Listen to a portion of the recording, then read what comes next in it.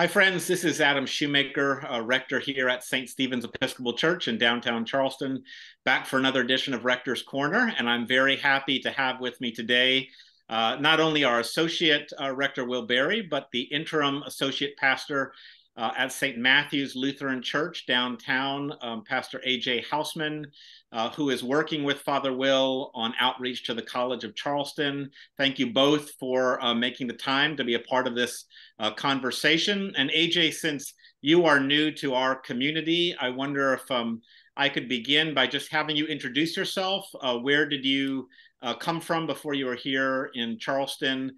And what specifically is your role on staff at St. Matthew's?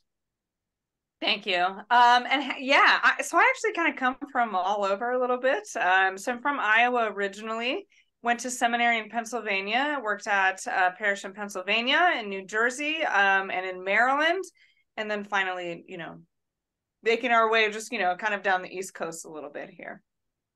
So I'm a Lutheran pastor, and so I have served in campus ministries and in Lutheran congregations around the area, and came down here specifically because my wife got a job at MUSC, and so we moved to the lovely Charleston area. And from here, someone found out that I was here, and they're like, "Oh, St. Matthew's needs some help." So here I am to kind of help out with things. So I do have some history working with campus ministry in particular. So I served in campus ministry at the University of Northern Iowa, which had a Lutheran student center up there. And we had everything from a little coffee shop that campus ministry, really any college students could come and use and to study, as well as weekly worships and dinner retreats and trips and other kind of things to help work on the formation of our young leaders in the church. At St. Matthew's, so I serve in a couple of roles here. So I am an interim, which means I'm just here to kind of help sort of bridge the gap between now and when the next associate pastor here is called. As well as help kind of get some things kind of moving and shaking with campus ministry. So I serve primarily with the campus, with the college students in campus ministry, as well as, what's the quote for pastors? Other duties as assigned. Yeah. Yeah. That's right. No, but also helping just with pastoral care and other visitation for congregational members. That's great. Yeah, that other duties as assigned clause in any pastor's contract can encompass many different and diverse things, particularly I think for associate pastors on staff. You spoke already to our adult forum when you preached a couple of weeks ago, and you talked a little bit about the history that St. Matthew's has with campus ministry to the college. We're sort of jumping on board with you at St. Stephen's. So could you talk a little bit about the history of campus ministry with St. Matthew's? Yeah, so St. Matthew's has had some form of campus ministries for a really long time, and I cannot find an exact date. But the best that I could come up with is sort of a birthday of April 4th, 1986. Is when papers were officially filed with the synod. But my understanding is campus ministry was taking place long before that too. But yeah, there's been some various form. Usually the associate pastor works with them most often. We have a rich history of volunteers in the congregation just doing what they can to help create space and a place for college students while they're here and around. And recently, in the last few years, campus ministry has taken on a new life a little bit here as people became more and more motivated to say, hey, these are our neighbors, and this is something that matters to us. When God says serve your neighbors, great, that's our neighbors, let's do it, right? And so there's been a kind of a new plug in getting things kind of started and jump-started over the last couple of years. And me being here to do stuff is just a sign that says, God is working in this place to be able to, grow and change these ministries. And I will say, so something happened this past week that's huge and a big deal for our life in campus ministry, was we officially became a recognized student organization at the College of Charleston, which has been a a large work in process for a few years now. And so I'm very, very excited and grateful to say that that's a thing that we get to do. And what that does is it allows us to participate in campus activities, host event on campus, as well as be able to go to the student organization fairs and orientations to be able to meet and talk to students and tell them why it is that we're such a great place to hang out and to explore their spirituality in their life. Well, and for those listening in, last year, Reverend Laura, our previous associate, and I began to have some conversations with Pastor Eric, the senior pastor at St. Matthew's, about finding ways to partner in outreach to the college, because the Episcopal Church and the ELCA Lutheran Church have long had a covenantal sharing agreement, and you certainly see more Episcopal Lutheran campus ministries on campus. And I think, thinking now to my wife's ministry when she was the Episcopal Lutheran campus minister at Elon University, the campus near where I previously served in North Carolina, it feels like these kinds of ministries are so important on campuses today, because sadly, there are not many affirming campus ministries. There's not many campus ministries that make room and space for students who maybe don't fit with Roman Catholicism or with evangelicalism. And that sort of leads me to ask you both, from your vantage point, why campus ministry is so important, and why is it important that we as churches invest in college ministry. Do you want to take that one first, Will?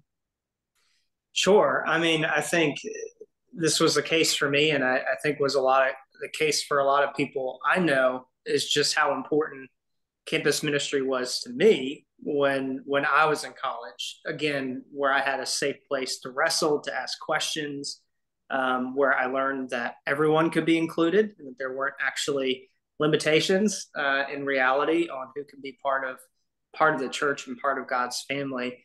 And so for me, I not only was I influenced by campus ministry, but then I worked for campus ministry right out of college. I worked for an Episcopal campus ministry in Greensboro, North Carolina. And that was a formative experience for me. And that campus ministry was actually the church that sponsored me for ordination. And so I wasn't sponsored by a parish. I was sponsored by a campus ministry.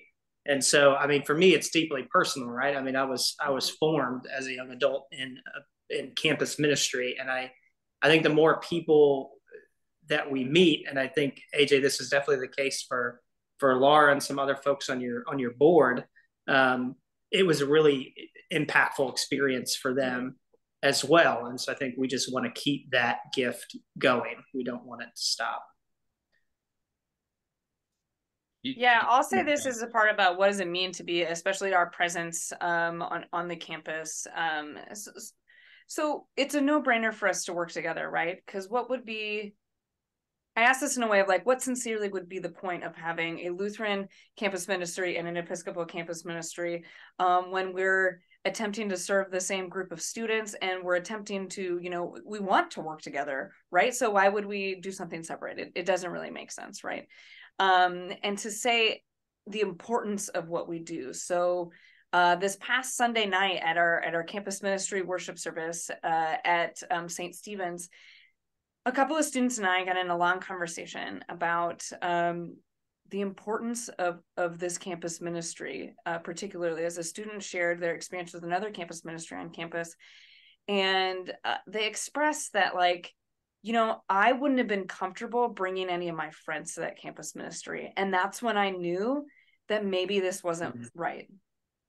That if I wasn't, every conversation was, how do we convert someone to our thing?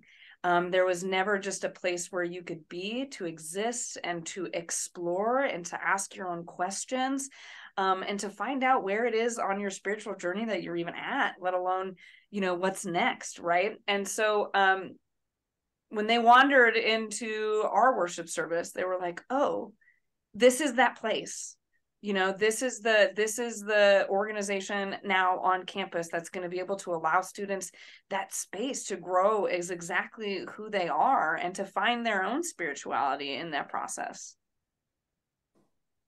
Yeah, I think meeting people at that critical time in life can be so fruitful, fruitful for the church and fruitful for the world, because obviously we're forming people, we're forming Christian disciples to go out and do many things. But, I know here on the St. Stephen's side, I believe Will and myself and our youth minister, Dorothy Holland, all found our vocations as college students. And it was really a seminary student who was interning at my college chaplaincy at Boston University who had coffee with me one day at the beginning of my junior year, who was the first person hearing me, reflect on what was going on in my life, to ask me straight up, Adam, have you ever considered priesthood? And I hadn't at that time, but that question planted a seed that ultimately bore fruit in time. Yeah, I agree that that's a huge piece of it. And the amount of pastors and priests that I've met that can point to campus ministry and say that that's, that is where that kind of journey began is huge. And that also includes me, as I said, said at this table. I shared at the adult forum that there are 4 reasons that I find it that our purpose is, right? Care, community, formation, and investment. That these are the 4 reasons that I believe it's incredibly important for our work in campus ministry. Care. We have people that they're on their own for the first time in their lives. Care and community really go together. They're in a place where they really do just need a family, especially if they've gone away from school, away to school, that they need to have that community piece aspect in the care. So say we have a student that's in the hospital, great. We can be there to be their family, to be their spiritual community here while they're at school. Formation, that we say that not just in creating pastors, but in creating these disciples, and what does it mean for our faith to inform who we become in this world and how we interact with God's people and God's creation. And then investment. You know what? Most of these students probably won't join St. Stephen's and they won't join St. Matthew's, but they're going to go somewhere, right? Mm-hmm. And we are investing in the future of this church in this way. The church, small c Catholic, everyone's church, because this is God's church. And these people are going to go out into the world as informed citizens, informed, hopefully, in the kingdom. Absolutely. Yeah. I mean, I think it's so important to think about investing in the next generation, that is coming up, and campus ministry, and particularly a ministry to a campus like the College of Charleston, which, as I understand it, is 10,000 undergraduates. I mean, the downtown area is just full of young people. And it's such a critically important ministry. Well, AJ, you mentioned the worship at St. Stephen's. I wonder, could you just share sort of the arc of what this campus ministry rhythm looks like week to week? Yeah, I actually think it's maybe slowly evolving and changing, which is, so the thing with the life of campus ministry, right, is when you're focused around a group of college students whose schedules change from semester to semester and from year to year, and then the whole group of people changes every 4 years. There's always room to change and to grow and to adapt. And so right now we have worship on Sunday nights at St. Stephen's. On Wednesday nights, we meet at St. Matthew's for a meal and an activity. And then Fridays, they meet at Kudu Coffee House for just coffee and conversation to catch up. We also sprinkle in some other random things that we do. Like a couple of weeks ago, we served hundreds of cups of coffee to the other campus. There's just the rest of the campus community saying, we love you and good luck on your midterms. As well as this past weekend, we had a retreat where we visited the International African American Museum, and then went out to another church that's a little bit more rural to have some space out in nature and to reflect on our experiences. That's great. Yeah. Well, and I wonder if you both could reflect a little bit on ministry specifically to the College of Charleston. I mean, you mentioned, AJ, how important it was that this ministry got recognized as a student organization. every campus culture is different, and perhaps needs different approaches to wade into. What might you two say about specifically trying to reach out to students at the College of Charleston? The College of Charleston, as I understand it, AJ, and you and I talk about this, I mean, seems like on the whole, a pretty open-minded institution, and I think has gotten burned in the past by some religious groups who were more exclusive. And so that's kind of why, I mean, and correct me if I'm wrong, AJ, but that's kind of my understanding of why it's kind of hard to become a recognized religious group, is because in the past there were groups who maybe were not on board with the college's statement of inclusion, for particularly of LGBTQ folks. So I think College of Charleston is a college that I think seems to have similar social values as I think both of us do, as broader churches. And I think it's really important to provide a space for people of faith who have those values, because again, they're used to, certainly in South Carolina, wherever they come from, are probably used to a different narrative of what Christianity looks like. So we can come in and specifically be a voice of inclusion. That's sort of where I think our niche is. So what do you think, AJ? Yeah, I agree. So the College of Charleston is a state school. I mean, it is the smallest of the state schools, but it also has the feel of like a kind of a vacation liberal arts college for folks coming from the Northeast Corridor that want to go to college, down on King Street, and where they can go to the beach every weekend. And so you have this weird mash people, especially those that are like maybe more local in South Carolina, coming for the sciences and being able to go from the College of Charleston to MUSC kind of vibe. And then you have people that come to College of Charleston because it's a party school on the beach. And so it's got a weird vibe to it, right? But I think what what Will said is the truth, right? And the really important truth is that like there's everything across the whole spectrum of where people are at. And so having to creating a space where people can see that we're open and welcoming is very important. Well, and are there opportunities to partner or form relationships with other religious groups on campus to try to reach out to the students? I feel like I remember hearing there's at least one other affirming ministry on the campus. Is that right? The Presbys, yeah. Yeah, out of Parkside Church. In addition to the Methodist campus ministry, the United Methodist campus ministry is in they're in the midst of their own discernment journey. But they're really, really great. And I have students that have been like, well, I went to the Methodist thing. Is that good? And I was like, yes. I've met their leader. He's a great guy. His name is John Poole. And I think that they're being loved and cared for in that space as well. That's great. That's great.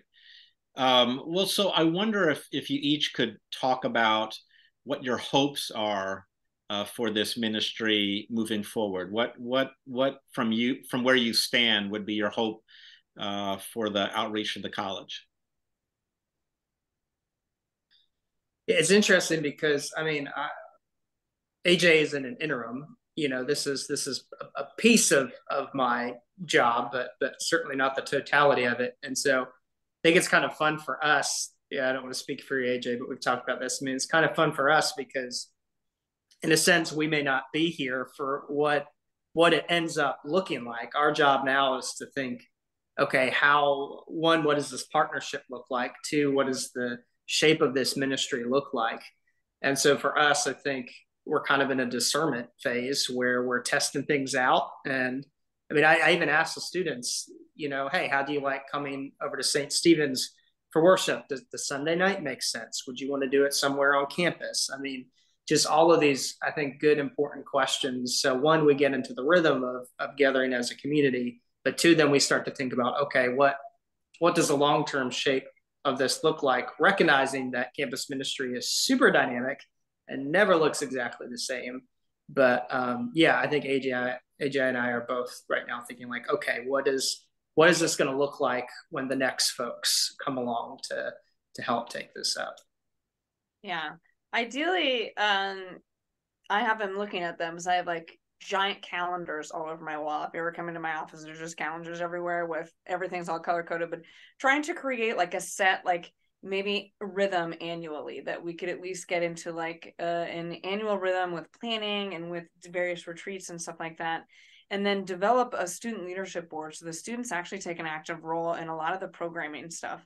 So that they do, and they can pass it down from year to year to more students, and have older students help encourage and raise up younger leaders, and that it does function as a student organization, and that we are there to help, create and assist this community, this sacred community that gathers together, and to help them and equip them into what they can do to help care for each other. Great. That's great. Yeah, it's there is something intriguing about being part of the sort of liminal space I think that both of you guys are in right now, as this ministry continues to come into being. Well, I wonder, as we begin to wrap up, how those who are listening in might be able to help with the ministry, or to support with what you're trying to do with the ministry to the students. Any thoughts on that? Well, I have a lot of very practical ways, right?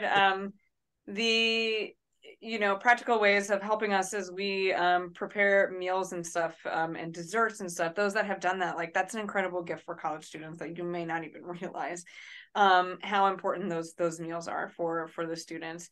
As well as there's always financial help necessary as campus ministry continues to be, as the wider churches, I think, start to struggle with some things financially. Like, it seems to be a place that we're letting go, which I try to caution against all the time. Like, listen, you're letting go of investing in our future, right? And so it really is like, this is an investment in the future, and being able to support these ministries that we do is such crucial stuff that we do.